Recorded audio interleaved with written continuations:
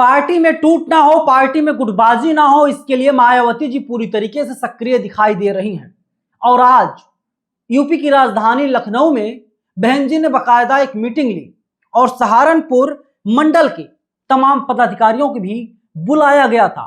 क्या फैसला लिया गया, आगे मैं वीडियो में आपको विस्तार से बताऊंगा। नमस्कार, मैं नवीन कुमार नंदन और आप देख रहे हैं बामसेफ न्यूज।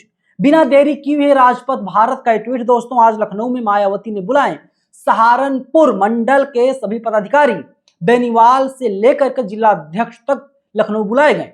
गुटबाजी पर सख्त मायावती, रोज रोज की शिकायत का निपटारा आज कर सकती है बसपा सुप्रीमो। एक खबर निकल के सामने आई, लेकिन मीटिंग में जो कुछ हुआ वो अपने आप में बहुत चौंका देने वाली बात है। मायावती जी ने साफ तौर पर एक एक से पूछा, खड़ा करके पूछा, बताओ सत्ता में हम लोगों को आना है या नहीं आना है?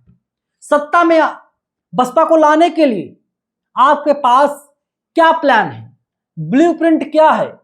सब लोगों ने, सारे नेताओं ने, सारे पदाधिकारियों ने अपनी अपनी बात को आज बहन जी के सामने रखा। बताया जाता है कि इतिहास में पहली बार ऐसा हो रहा है कि मायावती जी एक एक लोगों से डायरेक्ट 1-to-1 बातचीत कर रही थी और काफी देर तक ये बातचीत चली और वहां पर लोगों ने अपनी गलती को स्वीकार किया। जो पदाधिकारी थे उन लोगों ने माना कि उनसे गलती हो रही है और आगे से ऐसी गलती ना हो, इसकी भी हिदायत मायावती जी ने साफ तौर पर दिया। बहन जी ने कहा कि मैं चाहूं तो कार्रवाई कर सकती हूं, लेकिन मैं कार्रवाई नहीं कर रही हूं क्योंकि मैं आप लोगों को सुधरने का, सीखने का मौका दे रही हूं। और बहुजन समाज पार्टी ही इस देश की इकलौती ऐसी पार्टी है जो बहुजनों के लिए बात करती है, बहुजनों के लिए संघर्ष करती है। और अब एक बड़ी खबर निकल के सामने आ रही है, सहारनपुर मंडल फिर से रणधीर बेनीवाल के हवाले कर दिया गया है।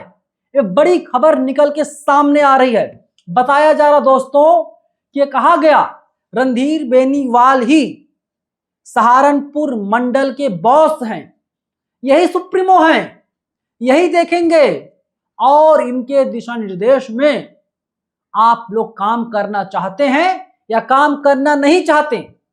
तो सभी लोगों ने एक सुर में बोला, जी बहन जी, हम लोग रणधीर बेनीवाल के नेतृत्व में काम करना चाहते हैं।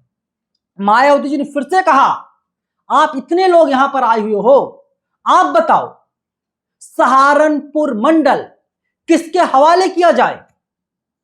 जो लोग रणधीर बेनीवाल का विरोध कर रहे थे, जब वे लोग बहन जी के पास पहुंचे, उन लोगों ने कहा कि जो नेतृत्व क्षमता रणधीर बेनीवाल के पास है वो क्षमता किसी और के पास नहीं है। 3 बार बहन जी ने पूछा और इसके बाद रणधीर बेनीवाल के हवाले फिर से सहारनपुर मंडल कर दिया गया। और ये मीटिंग में कहा गया कि जो अफवाहबाज लोग हैं, जो लोग अफवाह फैलाते हैं कि बहन जी पैसा लेकर के टिकट बांटती हैं, आप लोग उनकी भी पहचान कीजिए, क्योंकि बहुजन समाज पार्टी उन लोगों को टिकट देना चाहती है जो लोग समाज के लिए काम कर रहे हैं, जो लोग समाज में एक्टिव हैं। और तमाम लोग, ये भी चर्चा की गई, तमाम लोग ऐसे हैं जो थोड़े से व्यूज और लाइक के लिए बहुजन समाज को ठगने का काम कर रहे हैं। उन लोगों से सावधान रहने की सख्त जरूरत है। इन सभी मुद्दों पर बातचीत की गई। तो आप सोचिए, मायावती जी ने पूरा प्लान बना लिया है। चाहती तो रणधीर बेनीवाल के ऊपर कार्रवाई कर सकती थी। हां, एक बात और है, कहा गया कि जो बसपा के पुराने नेता हैं, अगर उन लोगों के मैसेज आते हैं, कॉल आते हैं, किसी के जरिए या चिट्ठी के जरिए आपसे संपर्क साधते हैं और वे लोग कहते हैं कि हम बसपा में आना चाहते हैं, तो आप लोग डायरेक्ट हमें बताइए, आप ऑफिस वाले नंबर पे कॉल कीजिए, क्योंकि हमेशा मैं आप लोगों का फोन तो नहीं उठा सकती। आप लोग ऑफिस वाले नंबर कॉल कीजिए और बताइए, और उन सभी लोगों को बसपा में फिर से वापस लिया जाएगा, वापस बुलाया जाएगा। इससे फायदा यह होगा कि बहुजन समाज पार्टी और ज्यादा मजबूत होगी।